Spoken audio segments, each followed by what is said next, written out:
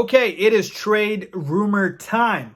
What is going on, y'all? FaizSportsTalk back at it with another video talking, of course, some NBA, and here to talk about the Chicago Bulls and a proposed trade which would send Blake Griffin and Derrick Rose to the Chicago Bulls. But for what, I will get into that in just a second. But before I do, if you're new to the channel, welcome.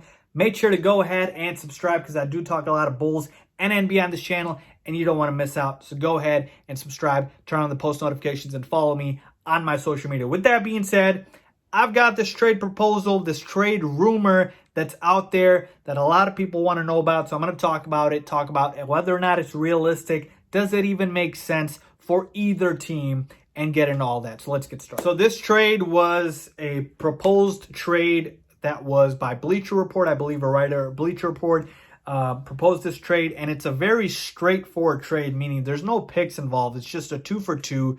Basically, the Bulls get Derrick Rose and Blake Griffin, and the Pistons get Otto Porter Jr. and Thaddeus Young. Okay, so Pistons Bulls trade 2-for-2, Rose, Blake for Porter and Thaddeus Young. Now, on face value, just looking at that, it looks like obviously the Bulls are getting the better end of that deal. But I've got so many questions here, and I'm just not sure that they're all going to get answered here with this trade. Okay, number one, what is the plan? Okay, because if you are the Bulls and you are rebuilding, which a new regime is in here to do, right? Arturos Carnicelos, Mark Eversley, the new regime front office for the Bulls, they're in here to rebuild the roster, right? If you're rebuilding and you're bringing in, your veteran guys that are on pretty big contracts, you are not rebuilding really for the future. It looks like you are competing for right now. So is the plan changing, right? That's the question here. So that's question number one. Question number two, why would Detroit do this? Because here's the thing.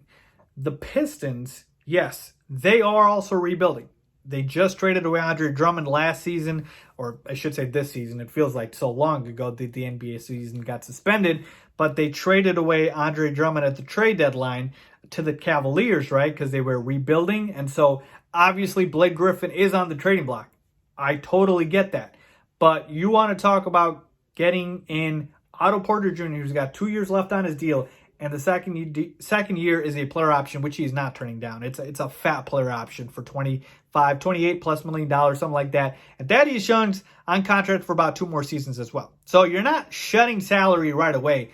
It's going to take you a couple more seasons. And Blake Griffin has 2 more seasons left on his deal, and that second year's a player option, which he's exercising as well, because that's about $38 million, and he's not turning that down. So I'm not understanding what Detroit gets out of this. They don't get a draft pick. They don't get a salary relief. What do you get? 2 veteran players, Otto Porter Jr. and Thaddeus Young, on a rebuilding team, which won't help.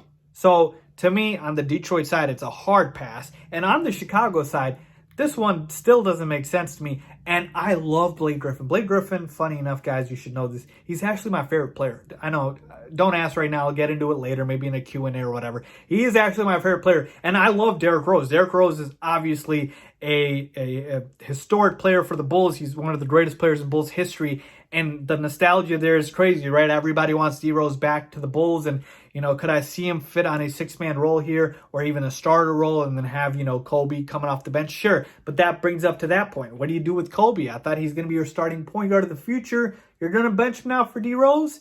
And what about Blake Griffin? He can only play the power forward spot. So does Laurie get shipped out? Does he move to the 3? Because he can't play small forward. Wendell Carter Jr. can't play small forward. So what happens at that point? So there's just so many questions. You saw how I can poke so many holes into this trade. It doesn't make sense to me one way or another. Again, at all from both sides. From the Detroit side, I don't like it. From the Bulls side, again, would it be nice to have D-Rose back on the Bulls? Yes, folks. But here's the thing. Don't fall into going off of your emotions, folks. Too often this leads to bad decisions. You got to think from up here. You got to think, okay, I want an NBA championship.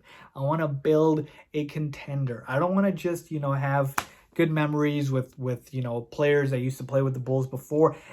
I'm not saying Derrick Rose doesn't have a role on this Bulls team at all, but I am saying that for the Bulls, again, Blake Griffin getting on this team means somebody's getting shipped out or going to the bench, okay? Lauri Markkanen or Wendell Carter Jr., because you got a logjam in the front court at that point. And then with D Rose, like I said, you still have Kobe White, who is going to be the future of this team. Why would you want to do that unless D Rose is okay coming off the bench? So to me, again, not a big fan of this move. Not a big fan of this trade. I don't think the Bulls should do it. I don't know why the Pistons would do it. So again, it's a rumor, but you guys wanted me to talk about it, so I'm talking about it. And not a fan, either side. Let me know what you guys think. Leave a comment down below if you agree or disagree. As always, thanks for watching.